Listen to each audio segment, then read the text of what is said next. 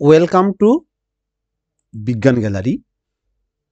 এই ভিডিওতে 2025-এ অর্থাৎ এবছর যে ক্লাস 10-এর উপর মাধ্যমিক ফাইনাল এক্সাম হয়েছে, সেই ফাইনাল এক্সামে তোমাদের যে সায়েন্স এক্সামটি হয়েছে, সেই সায়েন্সের অড কুয়েশন পেপারের যে বায়োলজি কুয়েশনগুলি আছে, আমি এই ভিডিওতে সবগুলি বায়োলজি প্রশ্নের আনসার দিয়েছি। সুতরাং তোমরা যে প্রশ্নগুলি আনসার করেছ, সেগুলির সাথে যদি আমার দেওয়া আনসারগুলি মিলে নাও, তাহলে তোমরা বুঝে যাবে তোমরা আসলে কত পেতে যাচ্ছ, অর্থাৎ তোমাদের কোনটা কারেক্ট হয়েছে কোনটা ভুল হয়েছে সেটা তোমরা জেনে যাবে। দেখো, প্রথম কোয়েশ্চেন কি বলেছে, পৌষ্টিক নালীর যে অংশটিতে খাদ্য সম্পূর্ণরূপে পাচিত হয় সেটা হচ্ছে ক্ষুদ্রান্ত। সবসময় খাদ্য মুখবিবর থেকে পাচন শুরু হয় এবং ক্ষুদ্রান্তে গিয়ে পাচন সম্পূর্ণ হয়। এর পরের প্রশ্ন, একটি বৃদ্ধিরোধক উদ্ভিদ হরমোনটির নাম হলো, এখানের মধ্যে অক্সিন, ফ্লুরিজেন, সাইটোকাইনিন, অ্যাবসাইসিক অ্যাসিড। মানে কোন হরমোনটা উদ্ভিদের বৃদ্ধিতে বাধা দেয়, অর্থাৎ কোন হরমোনের প্রভাবে উদ্ভিদের বৃদ্ধি হয় না, সেটা অবশ্যই অ্যাবসাইসিক অ্যাসিড। পরের কোয়েশ্চনটা হলো, প্লাজমোডিয়ামের জনন পদ্ধতি কি? আমরা সবাই জানি প্লাজমোডিয়াম বহু বিভাজন পদ্ধতিতে বংশবিস্তার করে, সুতরাং প্লাজমোডিয়ামের জনন হচ্ছে বহু বিভাজন। এর পরের প্রশ্ন, একটি কৃত্রিম বাস্তুতন্ত্রের উদাহরণ হলো বন্ত প্রাকৃতিক, মরুভূমিও প্রাকৃতিক, হ্রদের বাস্তুতন্ত্র প্রাকৃতিক, শস্যক্ষেত্র মানুষ দ্বারা গঠিত হয়, সুতরাং এক্ষেত্রে আনসার হচ্ছে শস্যক্ষেত্র। সুতরাং আমি যে প্রশ্নটা যে স্টুডেন্ট থেকে নিয়েছি, সে যে আনসারগুলি দিয়েছে এগুলি অবশ্যই তার সঠিক হয়েছে। আমি পাশাপাশি একটা কথা বলে নিচ্ছি, আমি যে সাজেশনের কোয়েশ্চেনগুলি দিয়েছি, তোমরা আমার দেওয়া সাজেশনটি মিলিয়ে দেখেছো, হুবহু কোয়েশ্চেন এসছে। আর আরেকটা বিষয় হলো, যারা আমার থেকে সাজেশন নিয়েছে, যেই কোয়েশ্চেনগুলিকে আমি স্টার দিয়েছি সেই কোয়েশ্চেনগুলি এক্সামে এসছে।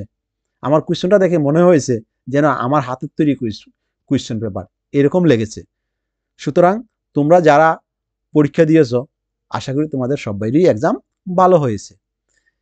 5 নম্বর কোয়েশ্চেন হচ্ছে, লালারসে উপস্থিত শর্করা পরিপাককারী উৎসেচকের নাম কি?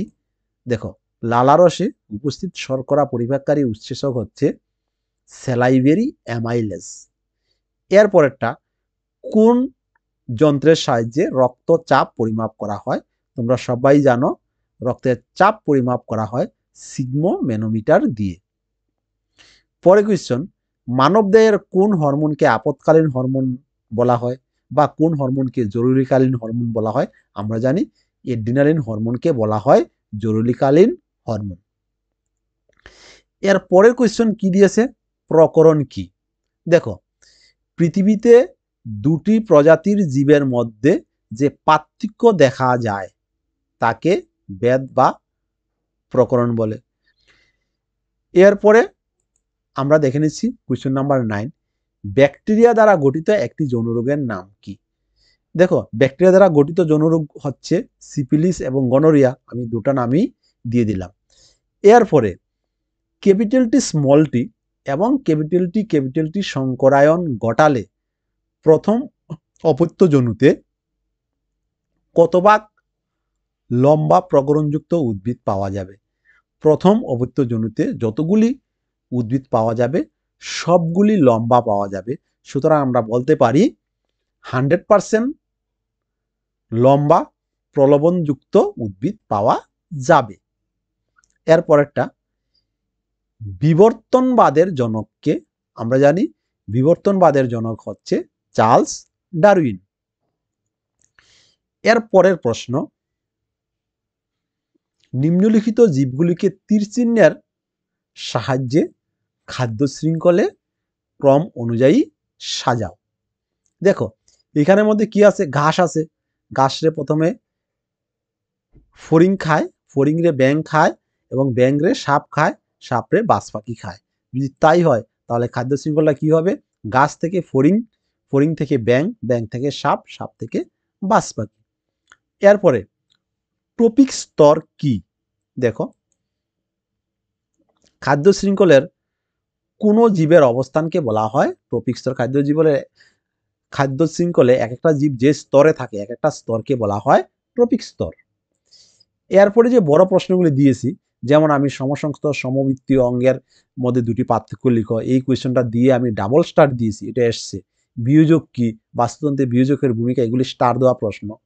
এরপরে শুক্রাণু কোথা থেকে উৎপন্ন হয়, এ থেকে নিঃসৃত হরমোনটির নাম কি, দেখো এটার আনসার হলো শুক্রাণু শুক্রাশয় থেকে উৎপন্ন হয় এবং